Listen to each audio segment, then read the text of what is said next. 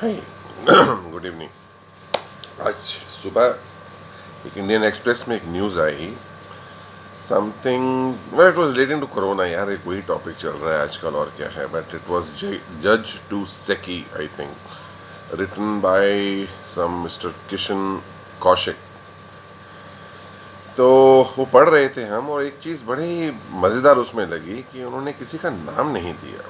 उन्होंने very specifically ही mention कि I am keeping all the names anonymous, और उनके आर्टिकल में जो है वो जजेस का जिक्र था, ब्यूरोक्रेट्स का जिक्र था, पॉलिटिशियंस का जिक्र था कि वो लोग भी सफ़र कर रहे हैं, मिल नहीं रहा है कुछ भी, जो है बहुत प्रॉब्लम हो रही है बेड्स मिलने में।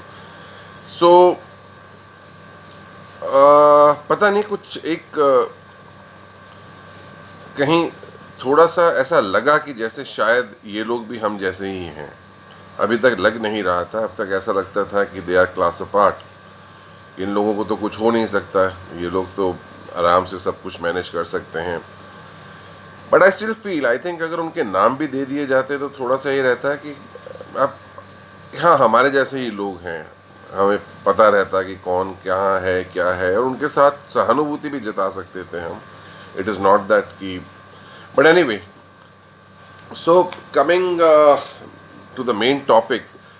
आज का जो टॉपिक जो है, obviously it is something whatever I am going to say, I don't know whether you take it as a sarcasm, या आप उस व्यंग लेते हैं या आप उसे सच्चाई मानते हैं। I leave it to you.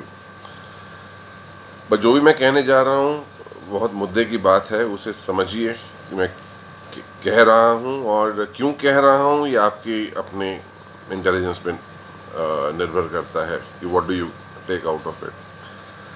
So, if you people think that this country is being run by the netas, ये नेता लोग जो हैं ये कंट्री चला रहे हैं, हमारा देश वो नेता चला रहे हैं, तो आप कहीं ना कहीं एक गुलेखे में हैं। पर्सनली आई फील, मुझे लगता है कि, और काफ़ी लोगों को लगता है, मैं अकेला नहीं हूँ, काफ़ी लोगों को लगता है कि ये ब्यूरोक्रेट्स जो हैं, जो हमारी ब्यूरोक्रेट लॉबी है, जो executive, judiciary, executive, legislature, three legs of the constitution, basically our country is being run by executive।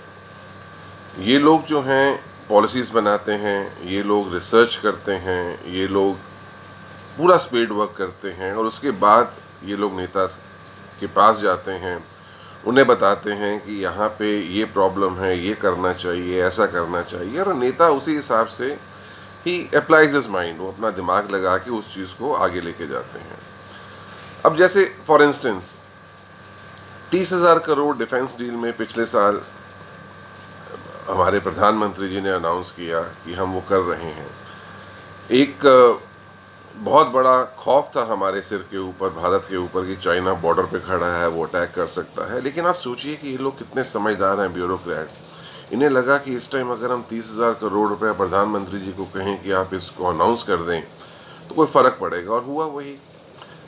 जुलाई 1 या 2 तारीख को वो अनाउंस किया गया, और 6 तारीख को जो चाइना विड्रॉ कर गया।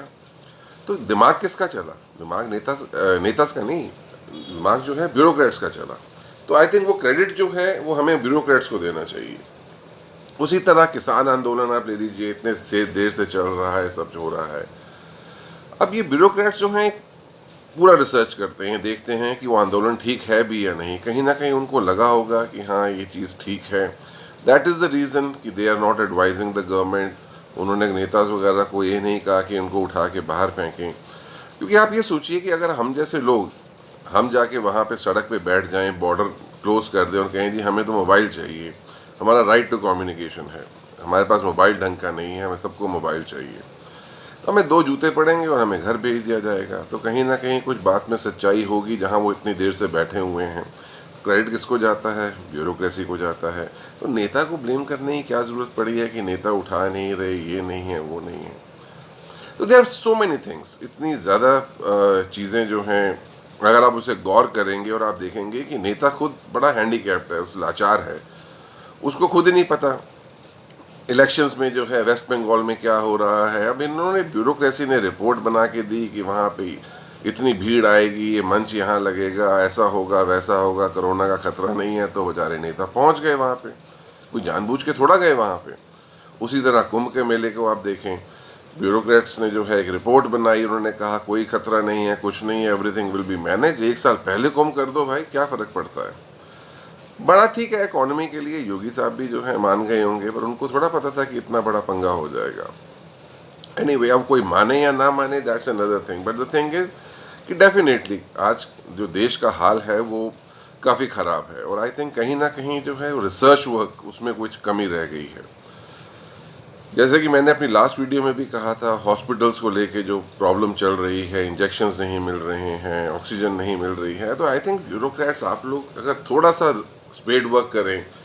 ड्रोन्स इतने सारे यार, आप उठ के ड्रोन्स मतलब क्या क्या नहीं दिखाते हैं, हमारा मीडिया क्या क्या नहीं दिखाता है ड्रोन्स यूज़ करके। ऊपर से जब मोमबत्तियाँ जली थी तो देश कैसा लग रहा था, कॉलोनीज़ कैसी लग रही थी।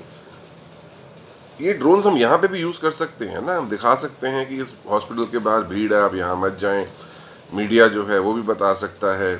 ब्यूरोक्रेट्स कोई पॉलिसी बना सकते हैं कि आप सारा कुछ जो है हॉस्पिटल्स वाले खुद मंगवाएंगे, इंजेक्शंस, ऑक्सीजन वगैरह। और यहाँ पे अगर डर लगता है कि पैसे नहीं देंगे ये लोग, तो पैसे पहले ले लें हमसे मंगवा के, पर कम से कम जो है कंट्रोल रेट पे मिल तो रहा है। हमें विश्वास है अपने हॉस्पिटल्स पे भाई।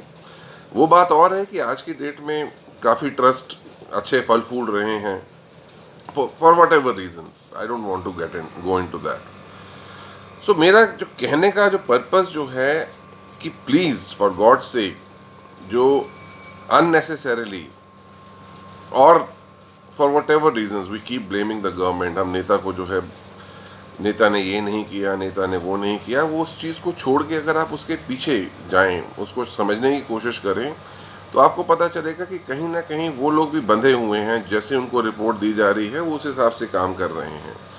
और ये ब्यूरोक्रेट्स जो हैं, ये फॉर वट एवर रीजन्स ये ठीक दे रहे हैं रिपोर्ट, नहीं दे रहे हैं। पर इनसे सिर्फ गुजारिश मेरी ब्यूरोक्रेट से ये है कि भैया आप लोग जो है सब चीज़ें छोड़ के, इतनी बढ़िया बढ़िया नौकरियां, इतने बढ़िया बढ़िया करियर छोड़ के, डॉक्टर्स, इंजीनियर्स, सीएस, लॉयर्स, सब ने जो है अपने करियर छोड़ दिए देश की भक्ति के लिए, देश की सेवा करेंगे। कुछ चंद रुपयों के लिए जो है आप पूरा पूरा दिन 24-24 घंटे लगे रहते हैं। पैसे का आपको शौक नहीं है किसी को भी, आप लोग इतनी सेवा कर रहे हैं, तो इस पर थोड़ा दिमाग लगाइए अपना, और देखें कि कितनी जल्दी आप कोई ऐसी कोई पॉलिसी बना सकें कि हर चीज़ कंट्रोल में आ जाए। अरे हमारे पड़ोसी मुल्क देखो यार, पाकिस्तान है, बांग्लादेश है, वहाँ अभी भी 2-2.5 हज़ार रुपया दिन का रेट चल रहा है। हमारे यहाँ जो है 2 लाख से ऊपर जा रहा है, लाख से ऊपर जा रहा है। Graph is going, I don't know where it is going. Give it a thought, आप कर सकते हैं, मुझे पता है कि आप कर सकते हैं और करेंगे भी। दूसरी चीज़ जो है, I was shock to know जब हमारी गवर्नमेंट ने अनाउंस किया कि आपको 100 बेड्स का हॉस्पिटल वहाँ पे वो दे रहे हैं जजेस के लिए।